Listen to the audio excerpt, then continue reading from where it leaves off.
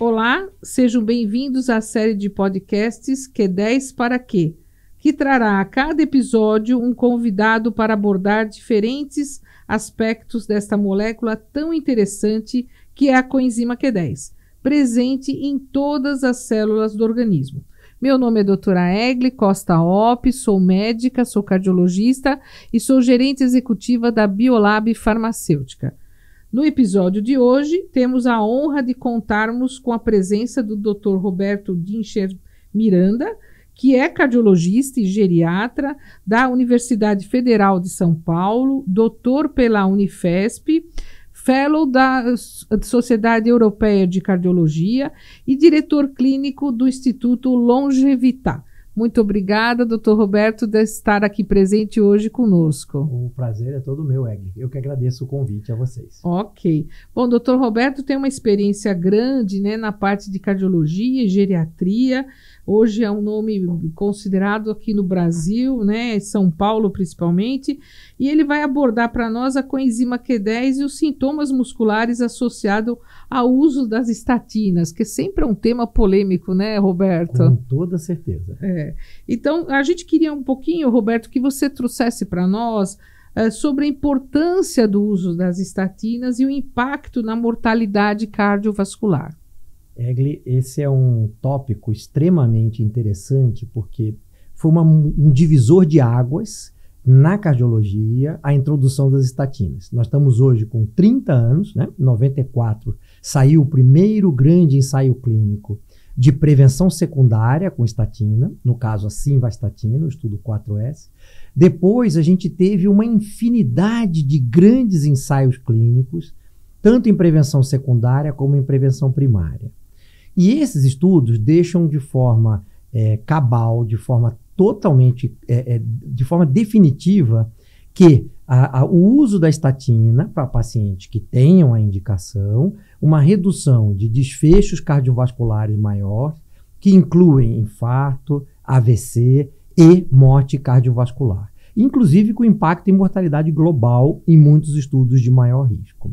Então, foi uma mudança de paradigma a gente contar com essa classe de medicamentos. Ok. Isso é muito importante, né, Roberto, de trazer essa importância, porque existe, às vezes, a mídia vem falando da estatina, que isso é lobby de indústria farmacêutica, né, e a gente sabe que na prática clínica e o tempo de uso delas, a gente mostrou redução de mortalidade, como você traz para nós, né? Tem muitos profissionais de atitude questionável sim, que colocam isso colocam muita dúvida na cabeça da população, mas é inquestionável, não tem que se discutir. O paciente pode precisar ou não, mas é muito claro o benefício que a gente tem com o uso das estatinas. Tanto em prevenção secundária, quer dizer, aquele paciente que já teve o evento, como em prevenção primária, né, Roberto? Claro. Porque a gente sabe que a prevenção é tudo de importante, né, a nível de parte de custo e tudo mais no dia a dia. Mas a gente sabe que a adesão é um problema sério, né? Hoje a gente fala muito em adesão ao tratamento e adesão é o maior desafio de tratamento para os pacientes que usam estatina, né? Devido à própria sintomatologia que às vezes o paciente se queixa de dor muscular. Você poderia falar um pouquinho para nós, Roberto? É assim, a adesão, Egli, ela é para qualquer tratamento de longo prazo, especialmente de um problema ou uma doença assintomática, como é o caso da dislipidemia, ela é um desafio para todos nós, para sempre. De que o paciente siga corretamente a orientação, na imensa maior parte dos dias ele use toda a medicação que ele tem que tomar. Isso é um desafio na hipertensão, na dislipidemia, no tratamento de doenças respiratórias, neurológicas, etc. No caso das estatinas, a gente tem essa questão de ser um tratamento de longo prazo para algo que não dá sintoma normalmente, e a gente sabe que existe um paradoxo, uma diferença grande. Em ensaios clínicos randomizados, a prevalência de abandono por sintomas musculares é muito mais baixo do que o que a gente vê na nossa prática diária. Pacientes que têm sintoma, deixam de tomar ou até foram orientados por algum colega por causa de dor ou alguma lesão muscular, mandam parar de usar a medicação. Então, é um grande desafio a gente balancear isso e fazer com que o paciente, garantir que o paciente use no longo prazo e se beneficie de tudo que a gente falou agora há pouco. Porque parar de uma medicação, né, esse é o perigo, né? Quer dizer, tirar uma estatina de um paciente que está com um perfil lipídico mais controlado e ele parar com essa medicação, aí ele corre um risco muito maior de ter um evento cardiovascular, né, Roberto? Com toda certeza. Então, os benefícios só vão ser notados se a gente fizer o uso na dose adequada, com as metas adequadas, por tempo adequado. Então, não é só o quão baixo, é por quanto tempo eu consigo manter esse LDL ou colesterol não HDL baixo. Ah, ok. E depende do tipo de estatina também, né? Porque às vezes usam altas doses para você matar um mosquitinho, né? Eu acho que o pessoal ultimamente utiliza uma dose muito elevada, umas estatinas de alta potência para um perfil intermediário, um perfil baixo, né? Então acho que tem que ter um consenso, né, importante aí nessa parte, né? E foi bom você colocar, porque tem estatinas diferentes, tem interações farmacológicas diferentes, tem metabolização diferente e também podem dar sintomas diferentes de eventos adversos. Bom, falando nessa parte da metabolização, a gente sabe que a via do colesterol, né, você tem da formação do colesterol, você tem a via do ácido mevalônico e os inibidores de enzima HMG corredutase, como as estatinas, elas inibem essa via de formação do colesterol, né? Uhum. A Q10 aí, como que ela participa dessa formação, né? A síntese da coenzima Q10 segue a mesma via metabólica da síntese de colesterol. Então, quando eu bloqueio a formação do ácido mevalônico utilizando uma estatina, eu obrigatoriamente estou reduzindo também a fabricação de coenzima Q10. E o que é a Q10? Roberto, você pode falar para nós resumidamente o que é a coenzima Q10? Como que ela participa do nosso organismo? Ela é importante para o nosso organismo? Uhum. A coenzima Q10, ou ubiquinona, ela é fabricada nas mitocôndrias. E na mesma mitocôndria, ela é extremamente importante como uma facilitadora de transporte de elétrons que, em última instância, vai levar à formação do ATP. O ATP é a energia que as nossas células usam para o seu metabolismo habitual. Então, a coenzima Q10 é fabricada em praticamente todas as células do corpo humano, na maioria dos animais, e ela vai estar em muito maior concentração nos órgãos de maior necessidade metabólica, coração, cérebro, fígado, músculos. Então, dependendo do órgão que a gente estiver estudando, as manifestações da deficiência dela vão variar. Mas é isso, ela vai estar muito mais presente nos órgãos e nos tecidos que usam mais energia. E além da produção de ATP, ele é um importante antioxidante endógeno, o único antioxidante lipossolúvel que a gente tem. E ele é um mediador, a coenzima Q10 é um mediador de vários processos metabólicos, inclusive regula vários genes. E a gente tem, se a gente for olhar ao longo das últimas décadas, uma quantidade grande de estudos em diversas áreas diferentes. A gente já teve alguns podcasts aqui, né? Nutrólogos falando, médico do esporte falando, ginecologistas falando, né? Quer dizer, é muito interessante toda essa parte da coenzima Q10 e a importância dela como fonte de energia e combatendo radicais livres, como a gente falou aí, e você tocou bem no assunto de radicais livres, né? Roberto, a gente queria saber, assim, existem estudos em relação à coenzima Q10 e o uso das estatinas, falando que ela melhora a parte de dor muscular, né, nessa parte do paciente? Sim, tem inúmeros estudos em estatinas.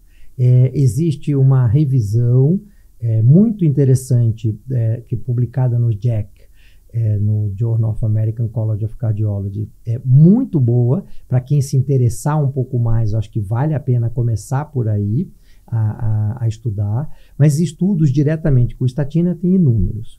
tem já algumas meta-análises, mas tem meta-análises mostrando somente de estudos, duplo cego randomizados, comparando com placebo, e mostrando benefício em fadiga muscular, em dor muscular, cãibra. Então, os benefícios na parte muscular é muito interessante.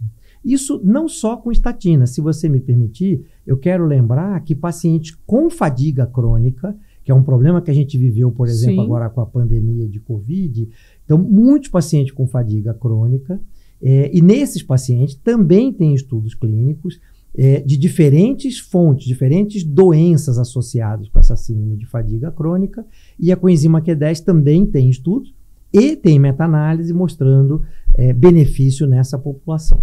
Você tocou bem no assunto do pós-Covid aí, que pacientes teriam uma alteração importante da parte muscular, né? Aquela parte de fadiga mesmo. Acordo de manhã, não tenho vontade, tenho dificuldade até de deambular. Um cansaço enorme, uma fadiga, uma dificuldade. O paciente começa a voltar a fazer as coisas, parece que ele está pesando uma tonelada. Foi muito comum ouvir isso, e não é só com quem teve doença grave. Claro, doença grave é mais comum, mas mesmo quem não teve doença grave também acontece. Ok. Roberto, e a dose da coenzima Q10? Você poderia citar para nós? Porque é muito variado a literatura, né? Em torno de 50, 60, até 1.200 miligramas por dia. Qual é a dose praticamente que se preconiza do uso da coenzima Q10? Olha, os estudos variaram muito porque a gente tem uma questão também de absorção.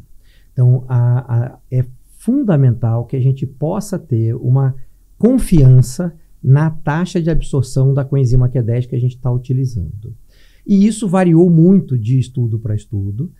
Variou desde doses baixas, como você falou aí, 50, 100 miligramas, até 1.200. De forma geral, os estudos em cardiologia, eles ficaram entre 100 até 400 miligramas. Os estudos de doses mais altas foram estudos em doenças neurológicas, que é muito comum a gente ver qualquer tipo de suplemento, quando se utiliza em doença neurológica, eles experimentam doses muito mais altas. Mas o fato é que a dose média vai ficar entre 100 e 400 miligramas, sendo que eu acho que 200 miligramas dia para a imensa maioria das pessoas é adequado. Salvo casos específicos, a gente pode usar 400 miligramas, especialmente numa fase inicial. Então, você começa com uma dose mais alta e depois que o paciente já tiver repletado o seu estoque, aí a gente pode diminuir a dose e fazer uma manutenção com 200 miligramas. Ok. E, Roberto, na prática, sim, você é um cardiologista, um cardiogeriatra, né? Você atende pacientes idosos e velhos, né? Que a gente vê no dia a dia.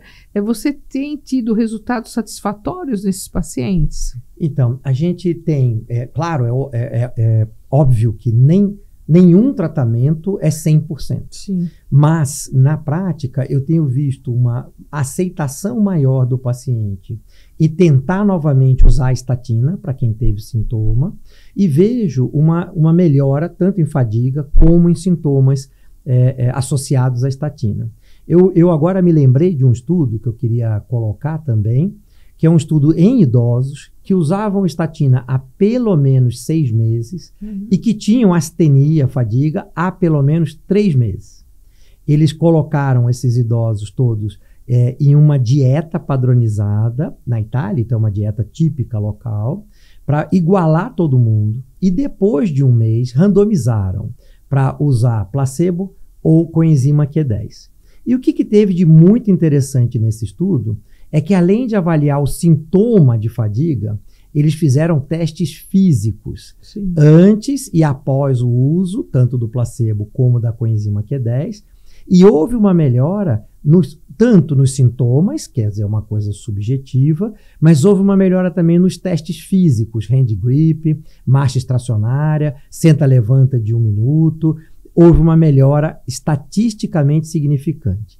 E um outro aspecto interessante é que houve uma discreta redução de pressão arterial nesses idosos que usaram a coenzima Q10. que é uma coisa que já tinha sido visto em outros estudos. Claro, é óbvio que não há uma indicação de uso para isso, mas vai mostrando que a gente tem uma segurança de uso para essa população de maior risco cardiovascular. Sim. Não temos uma chance aumentada de complicações.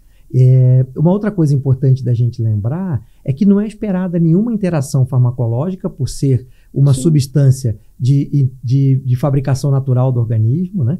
Então, interações farmacológicas não são esperadas e efeitos colaterais, quando acontecem, são basicamente gastrointestinais. Mas mesmo esse estudo de 1.200 miligramas contra placebo, não houve aumento da incidência de eventos adversos. Então, a tolerabilidade é boa e a gente tem a chance de trazer a adesão para um tratamento extremamente importante, que é o tratamento com estatina. Então, acho que agrega valor para o nosso tratamento no dia a dia.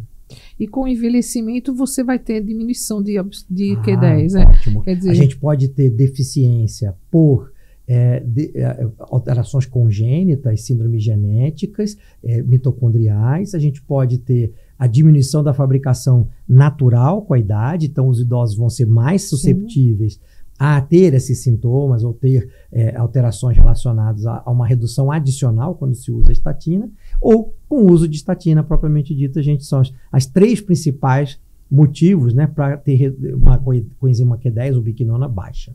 Ok, muito bom, Roberto. E quanto à qualidade da coenzima Q10, né? Você se preocupa com a qualidade da coenzima Q10? Então, isso é fundamental. A gente garantir, ter convicção de que a gente tem uma absorção adequada do medicamento, e é interessante a gente poder utilizar tanto em jejum como com alimentos, né, como acontece com a CoE10. Tá. Não, só para esclarecer, né, os ouvintes, né, a Biolab está trazendo a coenzima Q10 e a gente teve todo um critério de escolha do próprio fármaco, do próprio ativo, e também a parte da parte farmacotécnica dela, né? Porque ela tem uma sensibilidade à luz e uma sensibilidade à temperatura grande. Então, todo o processo que foi feito para nosso encapsulamento teve o critério Fabril, né? Não foi... Perfeito. A gente obedeceu às regras que a Anvisa trabalha com o critério Fabril de medicamentos. Aproveita que você está comentando, então, fala sobre a absorção, que é lipossolúvel, então precisa de um carreador lipídico. E aí, como é que é isso na cápsula? Então, e aí o que foi? A própria farmacêutica trouxe, né, a Vânia, que comanda essa parte, trouxe um ativo, o excipiente que a gente utilizou, são excipientes específicos que dão melhora da parte da absorção dela, né, e uma estabilidade melhor. Então, garante que aquele produto vai ser condicionado adequadamente. A própria cápsula dela, ela protege ela da luz. Então, tivemos todos os critérios estabelecidos aí. Que aí garante vamos dizer, uma absorção. Sem dúvida. Garante que a gente está fornecendo, mas o paciente está se beneficiando. E a quantidade adequada que está sendo rotulado ali, né? Perfeito. Então, Roberto, a gente queria muito agradecer você, né, dessa noite, desse dia estar aqui hoje com a gente. Queria agradecer todo o teu conhecimento, toda a sua expertise, né? O Dr. Roberto, ele é diretor clínico do Instituto Longevitar, que é um instituto em São Paulo, um instituto muito importante aí, trabalhando com idosos, né? E com envelhecimento saudável. E com envelhecimento saudável, né? Jovens aí, com envelhecimento isso saudável. É muito importante, né? E sem dúvida a gente queria agradecer a sua presença, Roberto. Estamos às ordens, claro. Prazer foi meu. E trazer toda essa sua experiência importante. E a gente quer convidar todos vocês, né, a acompanhar os próximos episódios, a seguir as redes sociais da Biolab, @Biolab Farmacêutica. Obrigada pela sua audiência. Não deixe de acompanhar os demais episódios da série e acompanhe novidades da Biolab Farmacêutica em nossas redes sociais pelo @Biolab Farmacêutica. Muito obrigada, Dr. Roberto, de estar aqui hoje, tá? E agradecer a todos vocês de estarem ouvindo esse importante bate-papo, né, Roberto? Muito obrigado, estamos às ordens e um grande abraço a todos que estão nos ouvindo. Tá ok, muito obrigada.